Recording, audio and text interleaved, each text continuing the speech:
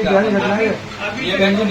में नहीं था। अभी तक किसी संगठन, आपका हिंदू वाहिनी हो, कोई भी संगठन, अगर कोई भी संगठन, अभी तक किसी ने आवाज नहीं उठाई इसके ऊपर। मैं किसी के संगठन के विषय में नहीं कह सकता, क्योंकि ये मेरी नैतिक जिम्मेदारी नहीं है, लेकिन मैं आपको विश्वास दिलाता हूँ, जिलाध्यक्ष महोदय के लिए पूरा मैटर बताएं और उस पर जो भी हमारी तरफ से क्रिया प्रतिक्रिया करने की अनुमति होगी वो हम करेंगे। क्योंकि उसके लिए ये नहीं था है वो अपनी संविधान की धाराओं के अनुसार सबके लिए दंडात्मक प्रक्रिया की प्रक्रिया करते हैं।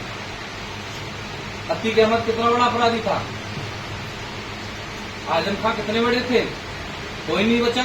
कानून की प्रक्रिया से कोई बच नहीं पाया है। अगर ये ऐसे हैं तो हम संगठन की तरफ से पूरी आवाज उठाएंगे और जो भी कानून कार्रवाई करने की प्रक्रिया होगी यहाँ के अधिकारी करते हैं तो ठीक है, अन्यथा संगठन के माध्यम से माननीय मुख्यमंत्री तक वो प्रकरण पहुंचाने का प्रयास करेंगे और उस परिवार के लिए न्याय दिलाने का काम करेंगे। जो आपका प्रश्न है वो रोहिंग्या मुसलमानों से जुड़ा हुआ है, उसमें जो उन्होंने मारपीट करी कोई रोहिंग्या नहीं था। मेरी बात आप सुन लीजिएगा। ना तो आप ये स्पष्ट कर पाए कि वो रोहिंग्या थे या नहीं थे, ना ही पिंकी चौधरी ये जान करके हमला किया होगा कि ये रोहिंग्या है या ना है। वो मामला एक तरह से रोहिंग्या को लेकर के उठा था। अगर पिंकी चौधरी ने रोहिंग्याओं पर लाठीचार्ज किए या उनको भगाने का काम किया है तो रोहिंग्या देश के लिए एक बहुत बड़ा विस्फोटक होने का कार्य, कितने रोहिंग्या पकड़े गए जा चुके हैं बताओ। एक वो विस्फोटक बनने का कार्य कर रहे हैं। एक तरह से वो देश के अंदर घटनाओं को अंजाम देने में लिप्त पाए जा रहे हैं।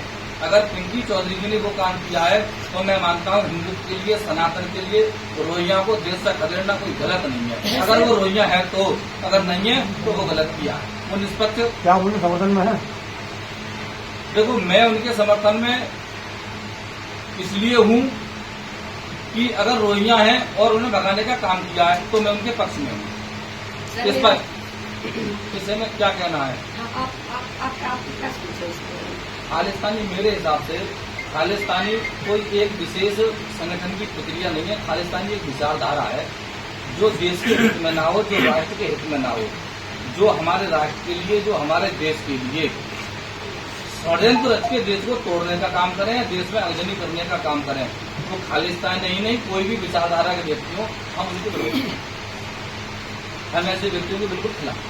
जब से खालिस्तानियों का मैटर चला है कि खालिस्तानी अपना अलग मतलब वजूद मांग रहे हैं, तब से सिखों के ऊपर निरंतर आपने यूट्यूब में भी देखा होगा, न्यूज में भी पढ़ा होगा, टीवी पे भी देखा होगा, उन पे निरंतर हमले हो रहे हैं। अभी हिमाचल में एक दंपति अपनी शादी के बाद वहाँ गए थे दर्शन करने, उनके साथ बहुत गलत तरीके से मारपीट हुई।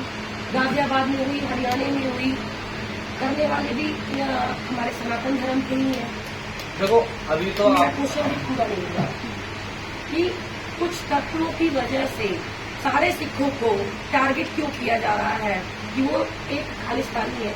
वो क्यों भूल गए हैं कि कोविड के समय में सबसे पहले सिख ही आए थे आगे, चाहे वो सिलेंडर ऑक्सीजन का देने की बात थी, चाहे लंगर के चलाने की प्रथा थी, चाहे लाशों को उनका संस्कार करने की हुई थी। ये सब भूल के एक सनातनी सिर्फ ये कह रहे हैं कि तुम गद्दार हो और तुम एक अलग मांग कर रहे हो पाकिस्तान की तरह।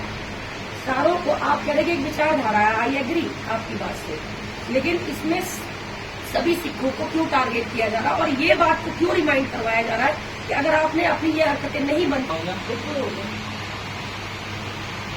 इन खालिस्तानियों में भी अलग अलग प्रकार के खालिस्तानी हैं। अगर आपने सरदारों को पढ़ा हो, सिखों को पढ़ा हो, तो उनमें भी कोई पगड़ी वाली है, कोई बिना पगड़ी वाली है, कोई दाढ़ी वाली है, कोई बिना दाढ़ी वाली है, कोई नीला साफा बांध के निहंग है, तो कोई जो है तलवार को रखने वाले हैं, कोई तलवार को नहीं रखने वाले हैं। ये भी आप विशेष ध्यान दीजिएगा। जो नीले साफे वाले और तलवार को रखने वाले वो लोग हैं, वो खालिस्तान की जो समर्थक, जो खालिस्तान मांग रहे हैं, ऐसे लोगों के लिए, और वो केवल खालिस्तान ही नहीं, वो खालिस्तान मांगने की आड़ में देश के लिए एक बड़ा खतरा बनते हुए जा रहे हैं। ये भी मैं आपको बता दूं, क्योंकि वो एक तरह से अपना षड्यंत्र उनका चल रहा है। तो खालिस्तान मांगो और देश के टारगेट कर रहे हैं तो उन लोगों पर कानूनी कार्रवाई होगी।